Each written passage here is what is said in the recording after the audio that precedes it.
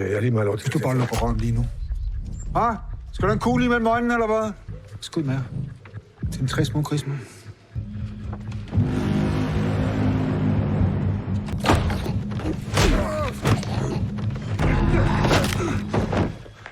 Otto is a brilliant researcher who specializes in automotive prediction systems. One day, he presents an algorithm designed to forecast car sales for major manufacturers. Unfortunately, his bosses dismiss the idea as useless and impractical. Believing his work has no value, they fire him on the spot. Heartbroken, Otto gathers his belongings and rides the subway home. The train is crowded with passengers, and among them is a mother standing beside her young daughter. Otto is the only one who offers them his seat. Grateful, the woman thanks him and sits down with her child. Suddenly, a massive explosion tears through the train. The blast kills nearly everyone inside, leaving the carriage destroyed and silent. Otto slowly pulls himself out of the wreckage in disbelief. To his horror, he realizes that only 2 people survived, himself and the little girl. Overwhelmed with guilt, Otto believes his kindness caused the tragedy. If he had not given up his seat, the girl's mother might still be alive. Now the child stands alone, having lost everything in an instant. Otto looks at her with deep shame, unable to escape the weight of his thoughts. Life, he realizes, can change without warning, and no one can predict such disasters. Later, Otto returns to his small rented apartment. It becomes clear that one of his arms is disabled from the accident. While eating pizza alone, he watches the news report about the subway bombing. Something feels wrong to him. The incident seems too precise to be random. Otto begins to suspect that the explosion was carefully planned by a criminal organization. Their goal, he believes, was to eliminate witnesses and lawyers who were traveling to court for an important trial. At the same time, a man named Markus is serving as a special forces soldier in Afghanistan. The day before the tragedy, he had called his wife to tell her that he would not be able to return home because a new mission had suddenly been assigned to him. The next day, just as Markus was preparing to depart, he received devastating news. His wife had been involved in a serious accident in their hometown. Shocked, he immediately boarded a plane and rushed back home. That night, Markus followed the doctor into the hospital room where his daughter, Matilda, was being treated. She was unable to accept the truth that her mother had died. When she saw her father, she ran into his arms and burst into tears. Markus had no words to ease her pain. All he could do was hold her tightly. Later, Markus walked with the forensic doctor to the room where his wife's body lay. He gently held her cold hand as tears streamed down his face. He struggled to stay strong, unable to believe that the happy family they once had was now torn apart by death. In this world, no one can foresee the future, and regrets can only remain buried in the heart. After arranging his wife's funeral, Markus decided to take leave from the military so he could stay home to care for his daughter and recover emotionally. However, Matilda remained deeply traumatized and unable to sleep. She blamed herself for her mother's death. She believed that if she had not lost her bicycle, her mother would not have taken her to school. If they had not been late, they would not have gone out to relax. And if they had not gone out, her mother would never have boarded that tragic subway train. Markus, always honest and direct, comforted his daughter by telling her that growing up means facing pain and loss. These things cannot be avoided in life. What truly matters is learning how to confront suffering and continue forward on one's own path. After speaking with Matilda, Markus went into another room and finally allowed himself to grieve alone for the woman he had lost. Back to Otto, he went to the police station to report the suspicious details he had observed about the subway explosion. The officers listened as he explained everything and carefully wrote down his statements. Otto described how just before Matilda and her mother boarded the train, a strange man suddenly exited the station. The man was carrying a cup of water and a piece of cake, yet he only took a single bite of the cake. He did not drink the water at all, he merely smelled it and then threw both items into the trash. To Otto, this behavior made no sense. He himself worked for an entire month and would never waste food or money so carelessly. He also pointed out that several witnesses and lawyers who were supposed to attend a court trial had died on that same train. Otto believed these events were connected, since the odds of such things happening by coincidence were extremely small.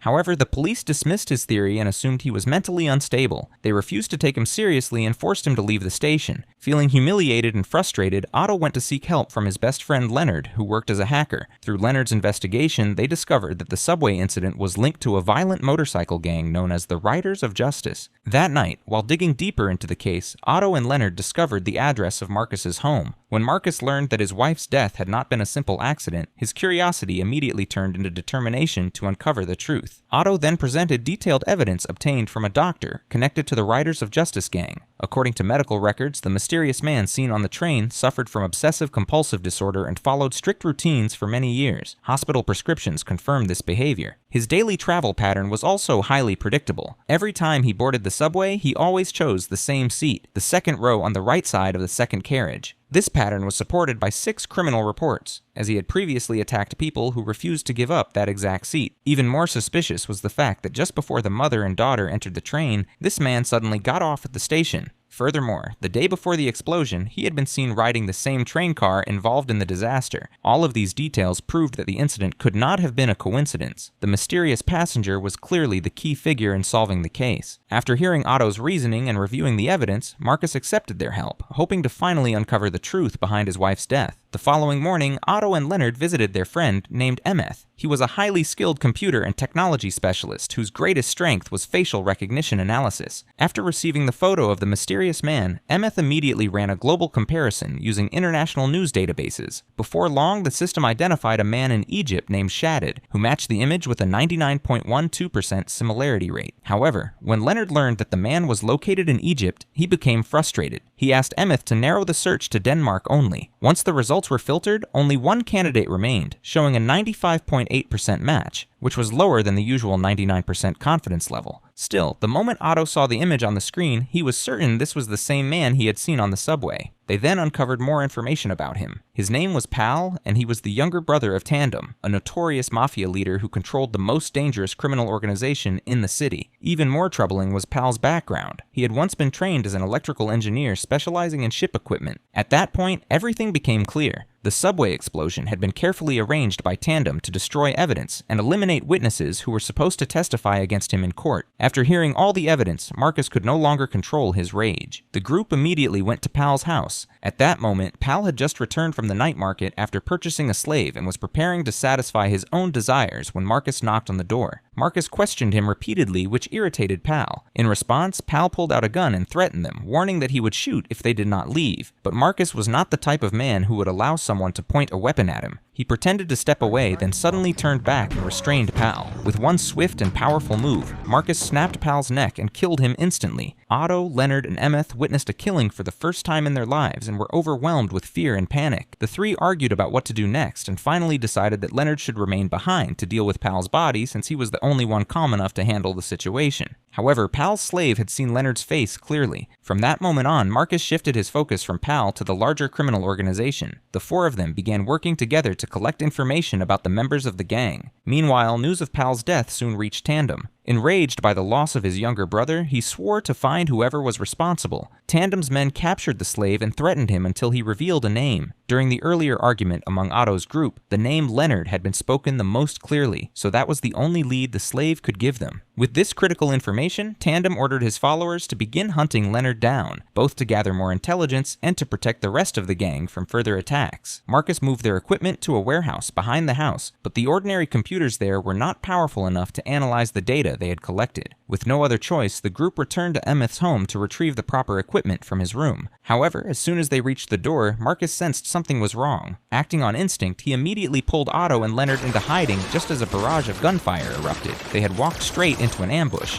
One of the attackers' guns suddenly jammed, giving Markus an opening. He rushed forward, seized the weapon, and launched a fierce counterattack. Within minutes, all of the gang members were defeated and left unconscious on the ground. Before leaving, Leonard begged Markus to save the slave and bring him along, explaining that the young man was only a victim and deserved a chance at a better life and future. Markus agreed and took the slave boy home. With the help of the nanny and the three companions, Matilda slowly recovered from the darkest period of her life and began to regain the energy and joy of a normal teenager. After the failed operation, Tandem was filled with rage and immediately ordered his entire organization to search for Markus and his companions. However, since the assassination attempt had gone wrong, Markus's group vanished without leaving any trace behind. With no leads to follow, Tandem's subordinates came up with a new strategy. They decided to remain in place and wait for Markus to make the next move, believing that he would never stop seeking revenge. Once he appeared, they planned to strike him all at once. On Markus's side, Emmeth worked day and night without rest and finally uncovered information about the key members of the criminal gang.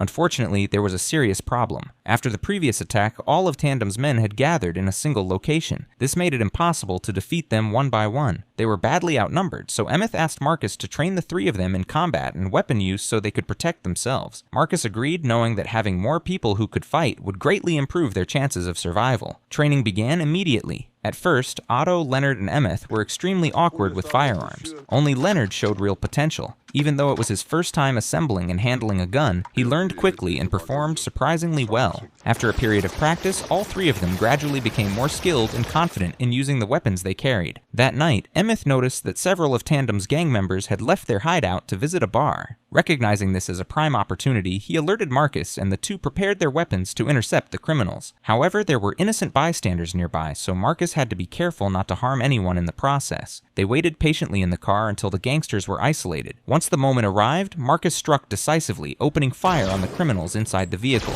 Emmeth immediately rushed in to provide support, but he was struck by the intense courage required to take such lethal action. Markus remained focused and silent, methodically taking down the gangsters. By the end of the operation, they had successfully exacted their revenge and eliminated a significant portion of Tandem's forces. Tandem desperately tried to track Markus's group, but came up empty-handed. Just when he thought he was at a dead end, a clue emerged. A few days earlier, Otto had uploaded a video of Madi's birthday celebration on social media. A gang member's daughter noticed the post and inadvertently revealed Markus's location. Using this lead, Tandem finally pinpointed where Markus's group was hiding. Furious and determined to retaliate for his brother and other fallen members, he immediately rallied all his remaining henchmen to launch an attack. Meanwhile, Leonard was talking with the young slave boy, guiding him to overcome his past traumas and envision a better future. During the conversation, Leonard uncovered a shocking truth. Pal had actually purchased the boy by plane just days before the subway accident. Otto's earlier assumption had been wrong. Pal had not been on the subway. The mysterious figure was someone who only looked like him. Realizing this, Leonard rushed to inform Markus. The revelation hit Markus like a thunderbolt. They had been seeking revenge on the wrong person all along, and their actions had inadvertently caused the chaos. Overcome with rage and frustration, Markus locked himself in the bathroom, smashing anything in his path. All their planning and efforts seemed wasted. Exhausted and overwhelmed, he collapsed to the floor. Otto rushed to comfort Markus, whose anger and despair had reached its peak. He reminded Markus that despite the confusion over the past, the gang members they had eliminated were still dangerous and had to be stopped to protect the town. At that moment, Tandem and his henchmen stormed Markus's house, opening fire relentlessly. Bullets tore through the walls and chaos erupted. Seeing his daughter Madi terrified, Markus quickly devised a plan. He hid her under the bed and launched a fierce counterattack, shooting down dozens of attackers. Despite his skill, Markus was outnumbered. During the fight, Madi was captured. To protect her, Markus had no choice but to lower his weapons and prepare to surrender. Tandem immediately ordered Markus's execution. Suddenly, a hail of bullets cut through the air. Otto and his team had arrived just in time. In a swift, decisive strike, they eliminated Tandem's henchmen. Only Tandem remained, crawling on the ground in defeat. Markus didn't hesitate. He fired the final shot, ending the tyrant's reign. With the gang leader and his dangerous crew gone, the town was finally safe. Though the avenging path had been messy and filled with mistakes, Markus, Madi, and their allies could finally enjoy peace. The group, including Otto, Leonard, the slave boy, and the others, stayed together, forming a new family. With Tandem and his gang defeated, Markus, Mati, and their allies finally found a moment of peace. Markus rebuilt his life with his daughter, providing her with a safe and loving environment. Mati slowly regained her confidence and joy, learning to live without the shadow of her mother's death haunting her every step. Otto, Leonard, and the others stayed close, forming a tight-knit support system that felt more like a family than friends. The slave boy, who had once been trapped in a life of suffering, now had a chance to live freely, guided by those who genuinely cared for him. Together, they worked to ensure the safety and harmony of their community, determined that no one else would suffer like they had. Though their journey had been marked by loss, vengeance, and chaos, the group emerged stronger and wiser. They understood that life is unpredictable, and while pain and tragedy are inevitable, courage, loyalty, and solidarity can create hope in even the darkest times. In the end, Markus and Madi's happiness was restored, Otto's brilliance and resolve were recognized, and the bonds formed through. Their trials became unbreakable.